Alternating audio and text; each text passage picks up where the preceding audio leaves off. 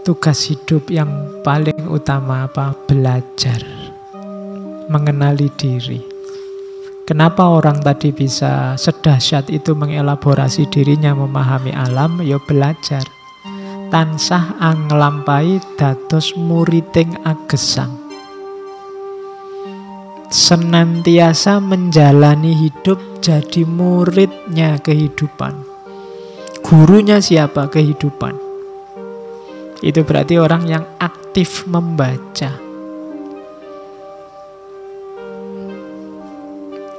Alam sekitar, kehidupanmu, lingkunganmu. Jadi tansah anglampahi dados muriding agesang.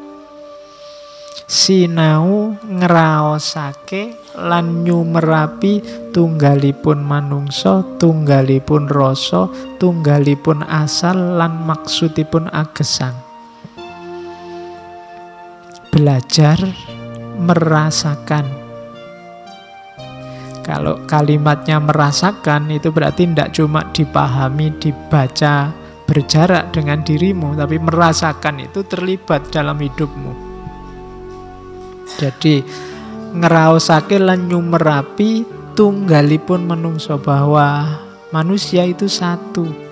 Tunggalipun rasa, rasa juga satu, rasa itu satu. Tunggalipun asal, kita berasal dari hal yang sama. Asal kita sama. Lan maksudipun agesang. Dan tujuan hidup kita pada akhirnya sama. Innalillahi wa inna ilaihi roji'un.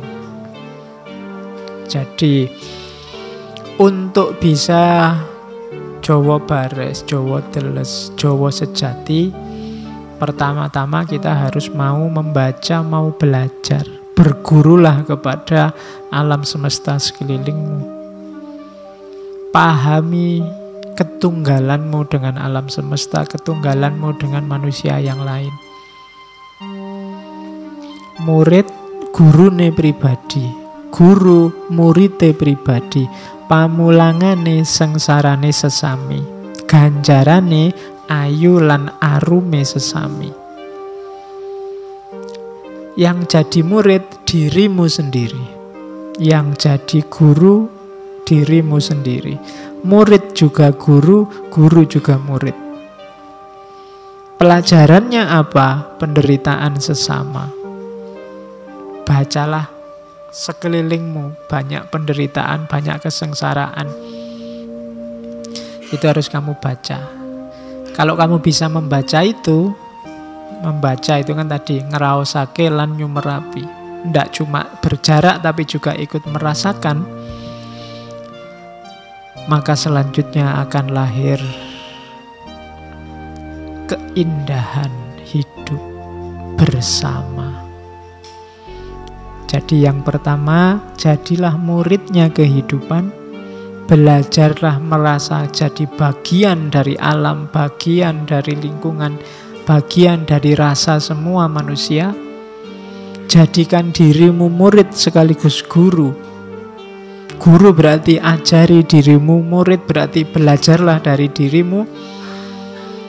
Kemudian baca di sekelilingmu banyak sekali penderitaan-penderitaan. Dan itu semua tugasmu, wujudkan hidup yang indah bersama yang lain. Kalimatnya luar biasa. Sekarang tujuannya kemana? Ngawula dateng kawulaning Gusti lan memayu hayuning urip tanpa pamrih, tanpa ajrih, jejeg mantep mawi pasrah. Sebab payung kula Gusti kula, tameng kula inggih Gusti kula. Apa sih tujuan hidup kita? Tujuan hidup kita, katanya Sosrokartono, tujuan hidupku itu mengabdi kepada hamba Tuhan. Nah, ini kamu kan selama ini hambanya hilang. Ini berarti apa? Ini tujuan hidup kita sebagai khalifah. Selama ini kalian bilang mengabdi itu kan selalu yang vertikal. Iya sih, kalau itu ibadah iya. Tapi ada yang lebih penting apa? Ngawula dating kawulane Gusti. Abdikan hidupmu untuk sesama, untuk lingkunganmu, untuk alam semesta. Jadi ngawula dateng kawulane Gusti. Tujuannya apa? Memayu hayuning urip. Hidup ini indah, ayo dibuat lebih indah lagi, jangan malah dirusak. Yang banyak dilakukan orang hari ini, hidup ini indah tapi didegradasi oleh manusia. Kita tidak memayu hayuning bawono. Seandainya ada pembagian rapot, itu mungkin ya rapotnya banyak merahnya itu manusia. Tidak menjalankan tugas sesuai yang diperintahkan. Kita tidak memayu hayuning urip. Lakukan tadi ngawula dateng kawulaning Gusti lan memayu hayuning urip tanpa pamrih, tanpa takut. Tegakkan dirimu dan mantaplah. Setelah itu pasrahkan semua pada Allah. Pasrah jadi kuncinya. Kalau Allahnya hilang, susah kamu tanpa pamrih, susah kamu tidak takut, susah kamu mantap. Cara untuk bisa tanpa pamrih, tanpa takut dan mantap adalah bersandar pada Allah.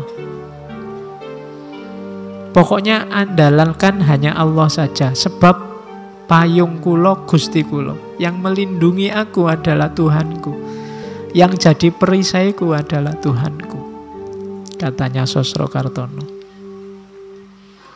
Kalau kamu bisa, kamu paham kalimat ini, cuma menghayatinya dalam hidup insya Allah belum. Ya kayak saya juga insya Allah juga belum.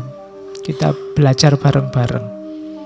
Jadi hiduplah untuk mengabdi demi alam semesta yang lebih indah. Buang semua pamrih, buang semua ketakutan. Mantapkan diri di situ. Tidak usah terlalu panjang mikir, kuncinya cuma satu, pasrahkan pada Allah. Allah yang melindungimu, Allah yang menamengimu, Allah yang menuntunmu. Kalau kamu sudah nyampe di level ini, jiwamu mutmainnah, tidak terburu-buru oleh apa-apa lagi. Wasipun inggih menika ngupadosi padang ing peteng, seneng ing sengsara, tunggaling 1000 yuta. Wasipun itu maksudnya hidup ini ayo kita cari terang dalam kegelapan, ayo kita cari kebahagiaan dalam kesengsaraan.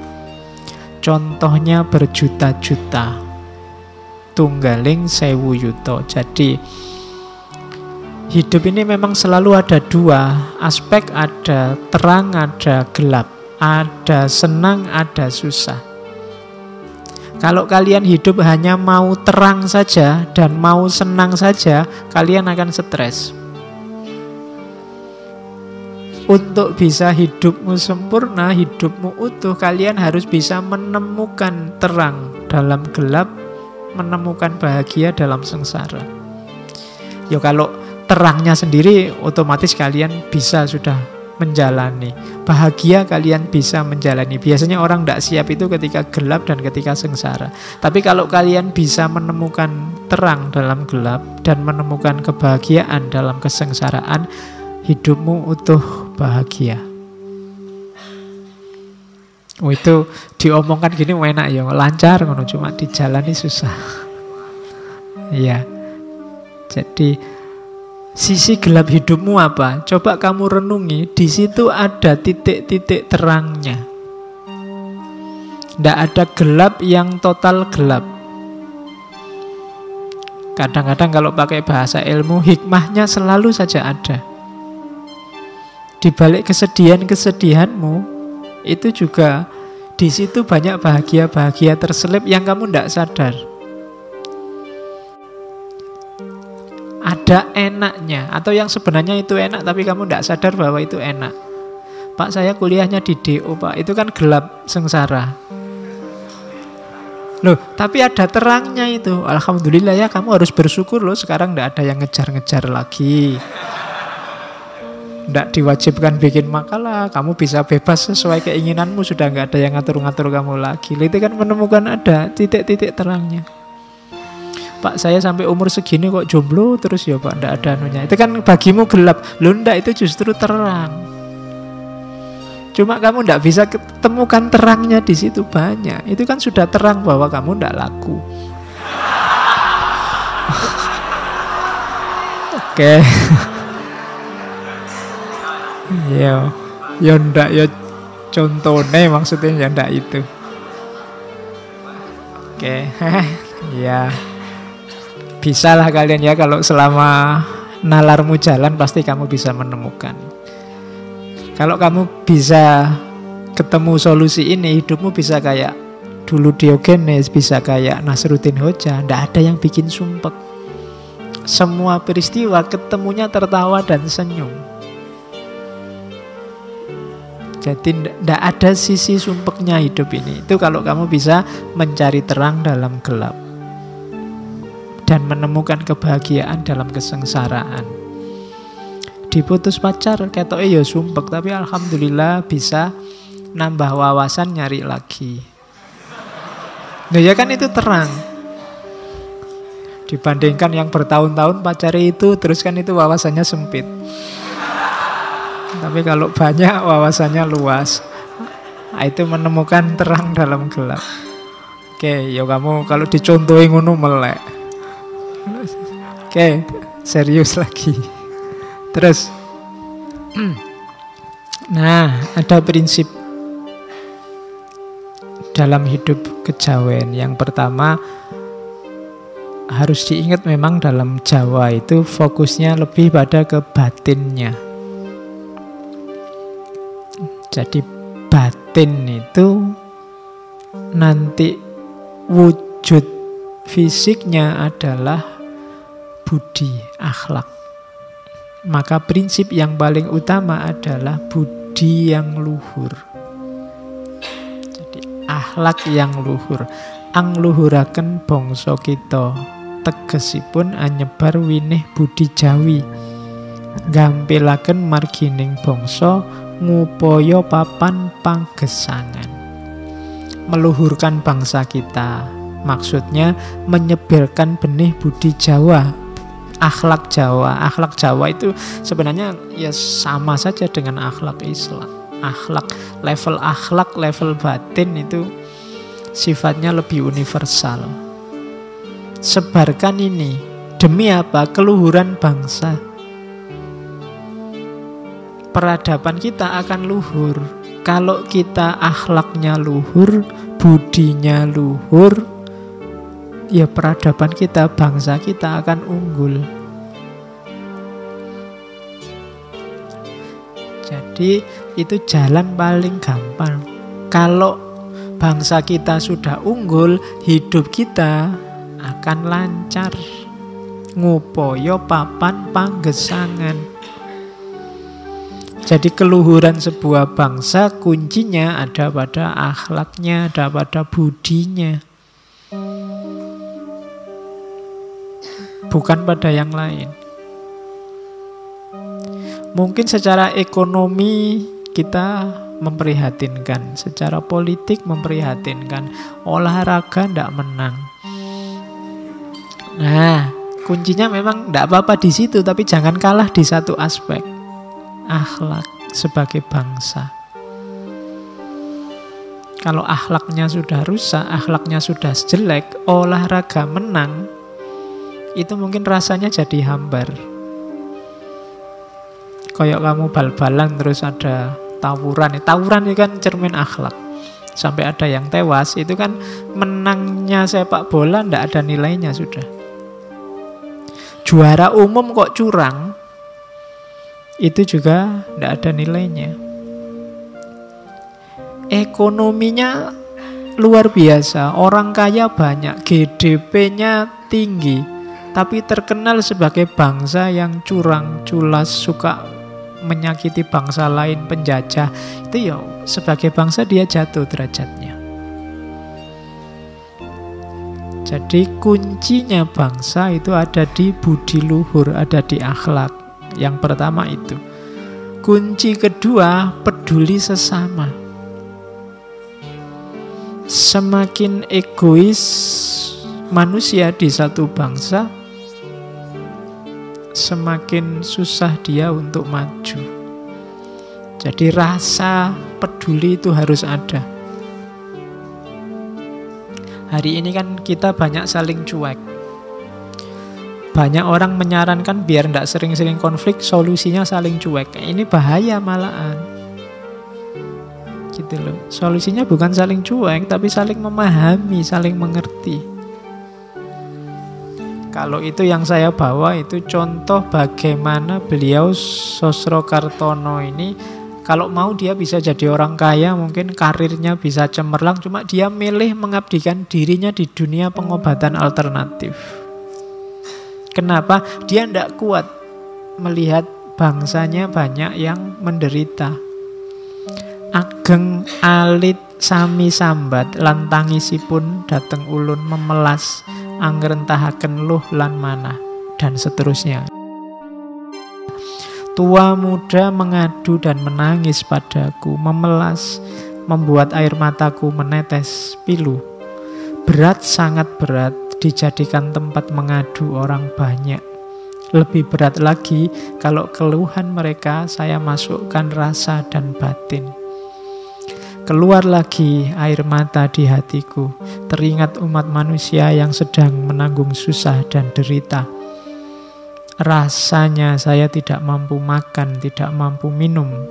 Teringat orang yang sakit, orang kelaparan begitu banyaknya. Hilang, sirna perasaan susah yang kurasakan, memandang kesusahan orang lain. Lebur susah dan sakit diri pribadiku dalam samudra sakit dan susahnya umat manusia. Jadi ini jiwanya selalu mengeluarkan air mata melihat penderitaan orang lain. Itu yang membuat beliau sudahlah meninggalkan gemerlap dunia politik, gemerlap dunia kekayaan, kemudian menapak ke jalan spiritual, dunia pengobatan. Beliau ini dikenal kalau ngobati medianya cuma air. Hanya pakai air. Karena memang sejak awal punya kekuatan khusus tadi. Oke, sekarang intinya. Kalimat ini pasti sering kalian dengar. Kapan-kapan kalau ada yang mau ziarah ke makamnya Sosrokartono di Kudus, silahkan, makamnya ada di Kudus. Di sana juga ada yang suka baca-baca, di dekat makamnya itu ada semacam perpustakaan, tapi banyak juga buku-buku tentang beliau yang dijual. Jadi teman-teman yang ingin koleksi bukunya boleh ke sana. Ada banyak kalimat di seputar makamnya. Kalau yang 4 ini kelihatannya ada di sisi kiri. Kalau sini kiri ya, kirinya nisan. Jadi kan itu ada cungkupnya, itu nanti di bagian kiri ada tulisan ini. Sugih tampo bondo, digdoyo tampo aji, ngeluruk tampo bolo, menang tampo ngasoraken. Jadi ini insya Allah sering kalian dengar kalimat ini dari Sosrokartono sebenarnya. Sugih tampo bondo kalian sudah paham. Jadi kekayaan, kaya tapi tanpa ada harta yang berlimpah. Jadi kaya atau tidak itu kuncinya tidak pada barang yang kamu miliki atau sesuatu yang di luar dirimu. Kaya atau tidak itu kan tergantung pada kamu merasa cukup atau belum. Jadi tidak tergantung hartamu, tergantung mentalmu, tergantung jiwamu. Hari ini juga, detik ini juga kamu sudah boleh mengklaim diri jadi orang kaya. Tidak usah nunggu besok kalau sudah ngelamar PNS dan diterima.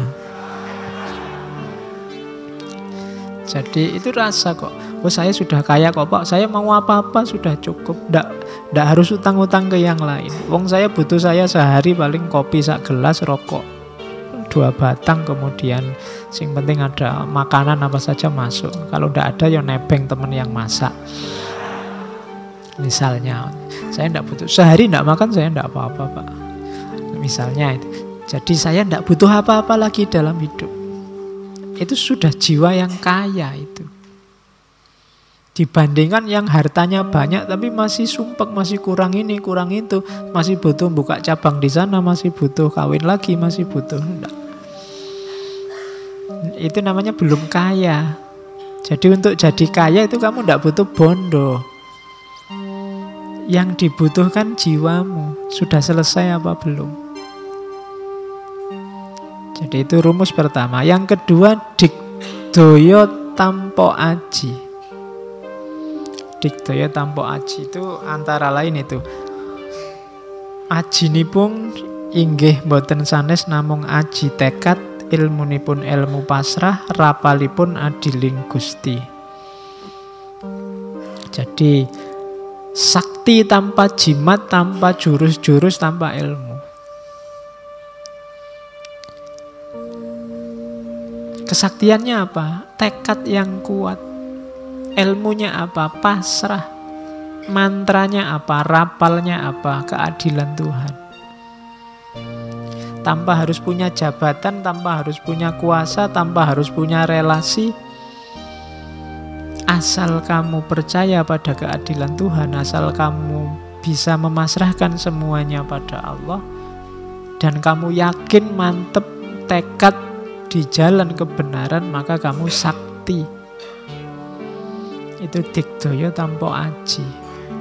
Tanpa harus kamu belajar di perguruan silat, tanpa harus kamu ikut nyepi, tirakatan, macam-macam. Asal kamu punya 3 jurus itu, tekad, pasrah, dan percaya akan keadilan Tuhan, maka kamu orang yang digdaya. Kamu orang yang sakti. Kamu akan bisa menghadapi apa saja, meskipun tanpa aji. Terus yang ketiga, ngeluruk tanpa bolo, menyerbu orang, menyerbu musuh tanpa pasukan. Taklukkan musuhmu, serbu dia, tapi tidak usah bawa pasukan. Yang dibawa apa? Angluruk tanpa bolo, tanpa gaman, bedah tanpa perang, tanpa pedang. Ingkang kula dalaken dadi tekad pamrih nanging tekad asih. Dengan apa? Dengan cinta, kasih sayang, kepedulian. Guyur orang dengan kepedulian, dengan cinta, dengan kasih sayang. Lama-lama dia akan takluk. Itu nyambung dengan kalimat keempat, menang tanpa ngasoraken. Kamu akan menang tapi musuhmu tidak merasa terhina. Kenapa? Kamu menyerangnya tidak dengan bolo, tidak dengan pasukan, tidak dengan relasi, tidak dengan kekerasan, tidak dengan jalur yang jelek. Kamu serang dia dengan yang baik-baik. Kamu serang dengan cinta, kamu serang dengan kasih sayang, kamu serang dengan kepedulian, kamu serang dengan kebersamaan, dengan rasa. Maka dia akan takluk, kalah, tapi tidak merasa terhina. Menang tanpa ngasoraken. Kalau ada temenmu usil terus ke kamu, balaslah dengan yang baik-baik. Lama-lama dia akan kalah, nyerah, tapi tidak merasa terhina. Tapi kalau kamu balasnya dengan kekerasan yang sama, keusilan yang sama, ya siapa yang kalah akan merasa terhina, direndahkan. Dalam hidup begitu. Pemilu hari ini perlu pakai rumus ini. Kalau perlu ngeluruk tanpa bolo, tidak perlu pasukan kampanye yang besar-besar. Gerakan kampanyenya kemana-mana pakai jurus kepedulian, cinta, kasih sayang, saling berbagi. Sehingga nanti siapapun yang kalah tidak akan terhina. Itu perlu kalian pelajari lebih dalam lagi. Kalau ini ada di makam bagian kanan kelihatannya, sisi makam yang kanan. Jadi terima mawi pasrah, suwung pamrih tebih ajrih, langgeng tan ono susah tan ono seneng, anteng manteng sugeng jeneng. Tuh. Terima mawi pasrah itu ikhlas dan menerima apapun yang terjadi. Kalau pakai kalimatnya Susro Kartono, ikhlas marang opo sing wis kelakon, terima opo kang dilakoni, pasrah marang opo kang bakal ono. Ikhlas pada apa yang sudah terjadi. Yang sudah terjadi ya sudahlah, tidak apa-apa. Terima opo kang dilakoni, menerima apapun yang sekarang sedang terjadi. Dan pasrah terhadap apapun yang nanti akan terjadi. Yang sudah terjadi ikhlaskanlah, yang sedang terjadi terimalah, dan yang akan terjadi pasrahkanlah. Itu kuncinya hidup. Terima mawi pasrah. Untuk kesana kita butuh suwung pamrih tebih ajrih. Dua hal yang harus kita perhatikan, hati-hati, tidak boleh ada pamrih, tidak boleh ada ajrih. Ajrih itu ketakutan-ketakutan. Kenapa ada orang korupsi? Karena dia takut miskin, takut tidak bisa mungkin ngasih nafkah keluarganya sesuai yang diinginkan, takut. Ada ketakutan-ketakutan. Kenapa mahasiswa sampai ujian nyontek? Takut tidak lulus. Takut IP-nya jelek, takut DO, takut. Ketika orang takut, dia tidak akan bisa ikhlas, tidak akan bisa pasrah. Masih ada banyak ketakutan. Apalagi ada banyak pamrih. Pamrih itu ya keinginan selain Allah. Kalau ikhlas itu kan satu-satunya yang diinginkan hanya Allah. Selama masih ada pamrih dan masih ada ajrih, orang tidak bisa ikhlas mempersembahkan segalanya hanya demi Allah saja. Suwung pamrih tebe ajrih. Kalau sudah bisa dua yang atas, maka langgeng.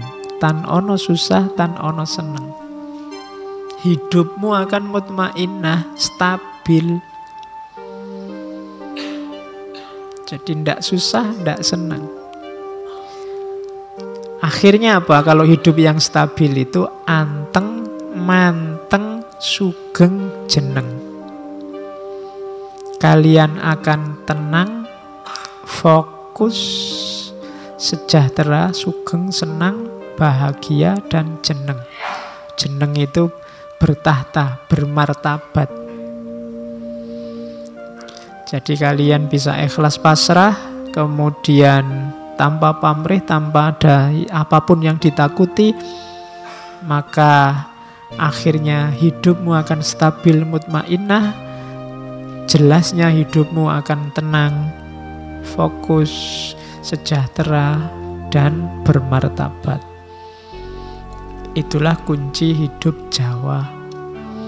Jadi tidak kemerungsung, bukan kompetisi, bukan siapa yang lebih maju duluan, tapi tentram bareng-bareng, sejahtera bareng-bareng. Diawali dari suwung pamrih tebe ajrih. Semua dharma, semua kebaikan dijalankan tanpa ada alasan apa-apa selain bahwa itu baik dan itulah yang diinginkan oleh Allah. Itu falsafah hidupnya.